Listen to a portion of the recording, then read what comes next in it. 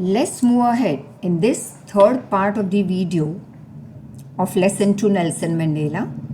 In the first two parts, we have seen about the great people, the dignitaries or the celebrities and the international leaders who came on South African soil at the inauguration, and how the speech was given by Nelson Mandela. How does he thank the people of the various countries to come and be one with the South African people on their own soil. Here in this particular part and the last part of this chapter, let's see about the various other events that took place in the life of Nelson Mandela. It is from this colleague or comrades, that is, those people who work with you are called comrades or colleagues. So he says that it is from this comrades in the struggle that I have learned what is the meaning of courage. So courage actually doesn't mean that you are very strong or you are not in fear and all. Yes, all experiences fear in their life. But to overcome the fear is called courage. So this is what Nelson Mandela had learned from his colleagues. Time and again, I have seen men and women risk and give their lives for an idea. I have seen men stand up to attack. Stand up means to face, ready to face the attacks and torture without breaking, showing the strength and resilience. Resilience means ability to deal with any kind of problem or obstacle or hardships and then recover from its effect. So I have seen man stand up to attacks and torture without breaking, that is, without getting afraid, showing the strength and resilience that defies the imagination. Defies, that is, to refuse to obey. I learned that courage was not absence of fear, but courage means victory over fear, that is, triumph over it. The brave man is not the one who does not feel afraid. He is not called a brave man, but a man is said to be brave when he is in fear, but he conquers that fear. Then he is called a courageous man, or he is called a brave man. No one is born hating another person because of the color of the skin or because of his background or his religion. For example, I don't think so that you all have made friendship with people around you, or when you look at your friends, you have not made friendship with them on the basis of the color of their skin, or because they are very rich, or because they are of a particular religion. And same over here. Not a single person on this planet is born hating another one because of the color of the skin and so on. People must learn to hate, yes. And if they learn to hate, they can be easily taught to love others. For love comes more naturally to the human heart than hate. So, first of all, in order to love others, people first of all must learn what is to hate. And then it becomes easy to love, because love comes more naturally from human heart. Even in the grimmest means very sad or gloomy days, that is, even in the grimmest times in prison, when my colleagues and I were pushed to our limits. Pushed to our limits means we were tortured unbearably.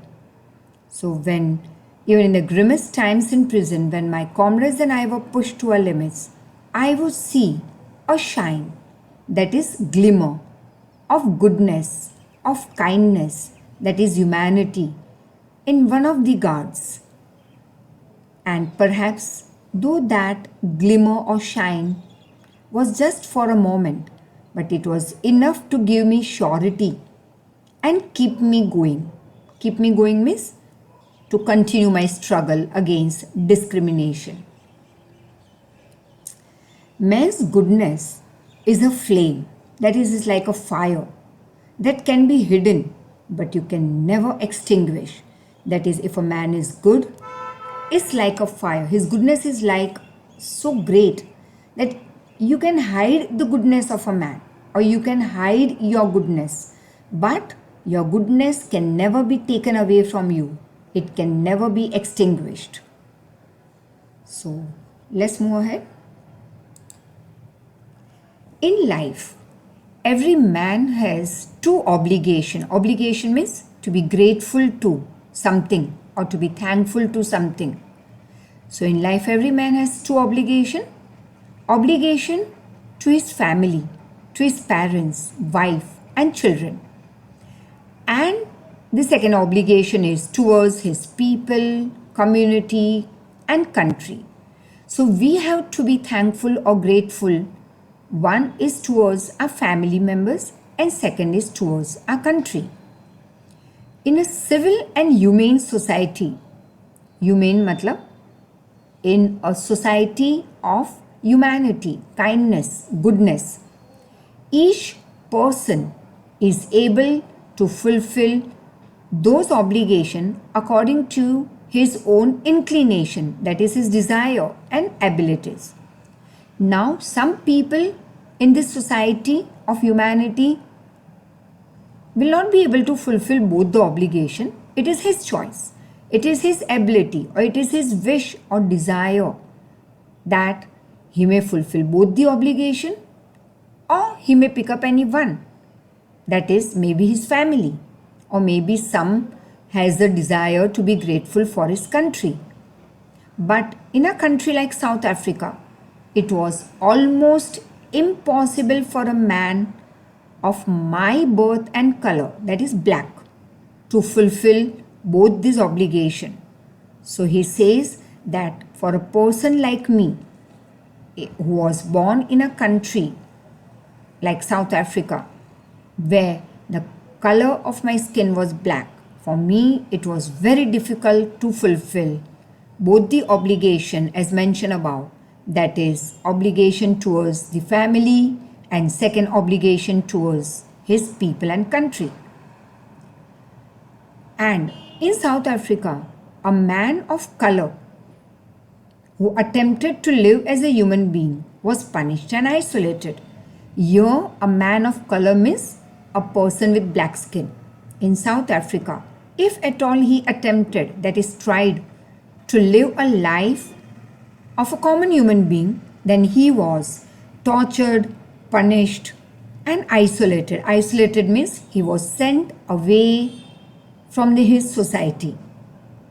In South Africa, again, a man who tried to fulfill his duty towards his people was inevitably means compulsorily, was ripped away, that is thrown apart from his family, that is ripped away from his family and his home, and was forced to live a life away from his society, that is he was forced to live a life apart, a twilight existence of secrecy and rebellion. Now let's know the meaning of this part, a twilight existence of secrecy and rebellion, which is given on the right hand side. In this lesson, the word twilight existence means those who were colored or black people were not allowed to live a free life. If at all they tried to live freely, then they were considered as rebellions. Such people were either imprisoned, killed, or then, if not any of these two, then they would run away on their own and hide in forest and live an isolated life. I found that I was prevented or stopped from fulfilling my obligation towards my family, that is as a son, a brother, a father and a husband. So I think that you are clear with the word courage, actually what is the meaning of courage or a brave man, and the clear meaning of a twilight existence on this particular slide and the meaning of obligation. Let's go ahead. I was not born with a hunger to be free. Means I had no such desire in my life to enjoy freedom. I was born free, that is what he felt. Free in every way that I could know. That is, Nelson Mandela says that I knew the meaning of freedom, but that was a very short understanding of freedom. For him, freedom means what? Freedom was running in the field near his mother's hut, of freedom that he was enjoying to swim in the clear stream that ran through my village, or something more than that. Nelson Mandela says that he understood freedom means freedom to roast maize, that is maize plant, under the stars and then ride the broad backs of the slow moving bulls. Up till here, it was okay for him. Means he understood freedom means what? All this thing that he was enjoying in his childhood. As long as I obeyed my mother and father and followed, that is abided, the rules or the customs of my tribe, I was not troubled by the laws of man or God. So as a child, as long as he says that he used to follow the rules of his parents and follow the rules of the customs of his tribe, till then everything was fine. Till then he was not even troubled by the laws of man or God. But this was not actually freedom. Later on, as he grew, he understood the true meaning of freedom, for which he gave 30 years of his life he passed in prison, and finally he achieved the true freedom for the people of South Africa. Now it was only when I began to learn that my boyhood freedom was just an illusion, means not a reality. And when did he understand, or when did he learn that his boyhood freedom was not a reality? It was when I discovered as a young man that my freedom had already been taken away from me, that I began to hunger for it. That is, I started having that deep desire to have a freedom for my family and me. At first, as a student, I wanted freedom only for myself. The transitory, that is temporary freedom of being able to stay out at night, enjoying my young days, read what I wanted to, and go where I decided to. That was what freedom was meant for me when I was young. Later, as a young man in Johannesburg, I had a desire, that is, I yearned for. That is, yearn, you can say, a feeling of wanting something very eagerly. So in Johannesburg, as a young man, I yearned for the basic and honorable freedom of achieving my potential. Honorable freedom means fair freedom that all should have, basic freedom that all should enjoy. So now I was eagerly wanting honorable freedom, basic freedom, and of achieving my potential, and of earning my keep, of marrying, having a family, and I wanted that freedom which should not be obstructed in a lawful life. So I wanted, as a young man, I wanted all this freedom, lots of freedom, to be one with my family and to enjoy that family life. Next. But then I slowly saw that not only was I not free, but my brothers and sisters also were not free. I saw that it was not just my freedom that was curtailed, that is controlled or taken away from us, but the freedom of everyone on the South African soil was controlled. And all those people who looked like I did, that is, once again, Nelson Mandela says that as I grew, I found that it was not my family or my freedom was taken away, but I saw that the freedom of everyone who looked like I did, their freedom also was curtailed. That is when I decided to join ANC party, that is African National Congress Party, and that is when the hunger or the desire for my own freedom became not only now my freedom, but it was now a greater hunger for the freedom of my people. It was this desire for the freedom of my people to live their lives with respect, dignity, and honor and self-respect that animated, that is, that excited or that brought excitement in my life, that transformed a fearful or a frightened young man into a bold one. So initially, as you saw in the previous slide and in this slide also, that how freedom meant for Nelson Mandela when he was a child. They were very small freedom, and so as a child he thought that yes, I'm enjoying my freedom.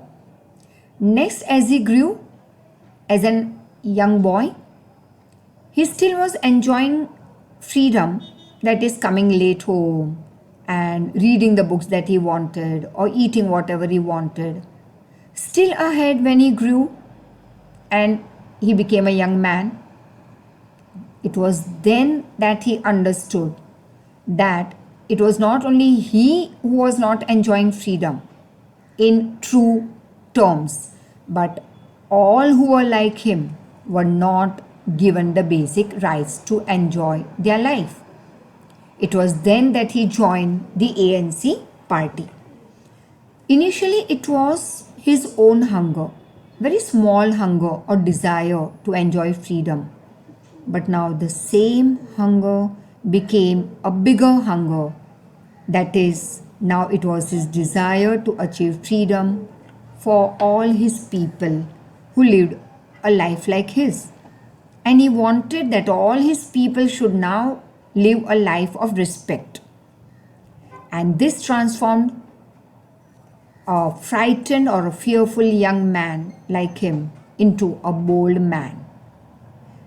That drove a law-abiding attorney. Law-abiding means a person who fulfills all the rules, orders of his country, who is honest and good. Attorney means a person, typically a lawyer, who is actually appointed to act for someone else in business and look after the legal matters of someone, is called attorney. In short, you can say a lawyer. So this big hunger drove a law-abiding attorney to become a criminal. So a lawyer, how he moved on a path of becoming a criminal, that was the big hunger that made him this. That turned a family-loving husband into a man without a home, and that forced a life-loving man to live a life of that of a saint, that is monk. So that big hunger, that is to achieve freedom for his country, made a fearful or frightened young man into a bold man, a lawyer into a criminal, a family-loving husband into a man without a home, and a life-loving man was converted into a monk. I am no more virtuous, that is good or honest. So I am no more virtuous or self-sacrificing than the next man. But I found that I could not even enjoy the poor and limited freedom I was supposed to enjoy when I knew that my people were not free.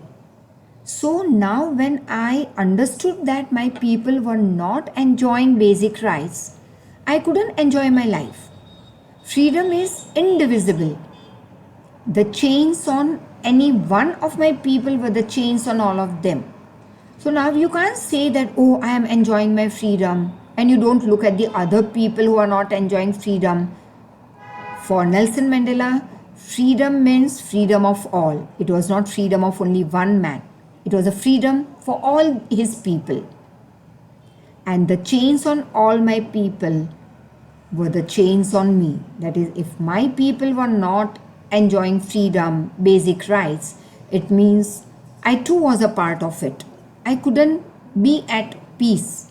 I had to achieve freedom for my country. Next. I knew that the oppressor must be liberated. Oppressor means to be controlled with cruelness. So I knew that the oppressor must be liberated just as surely as the oppressed. Now, oppressor means the one who controls other. Oppressed means the one who is controlled. So both should enjoy the freedom, because once when somebody is controlling someone, he is also not free. His mind is not free. So a man who takes away somebody else's freedom is himself also is a prisoner of hatred. He is locked behind the bars of prejudice, that is, disliking someone without any reason. And he is locked behind the bars of narrow-mindedness. I am not truly free if I am taking away someone else's freedom, just as surely as I am not free when my freedom is taken away from me. So in both the cases, if you are controlling someone, remember, if you try to take away somebody else's freedom, if you control somebody else, or if you dominate somebody, you are not enjoying your own freedom. At the same time, when you hate people, that time also you are not a free man. And a person who is being tortured or oppressed also is not a liberate man. So the oppressed and oppressor alike are robbed away of their life, of their humanity, that is, quality of being good. Thank you so much. We complete our lesson 2 with this video, and see you very soon with a very interesting chapter of SS. Thank you so much. Go through this chapter minimum 2 to 3 times so that it becomes easier for you every time. Thank you once again. Bye.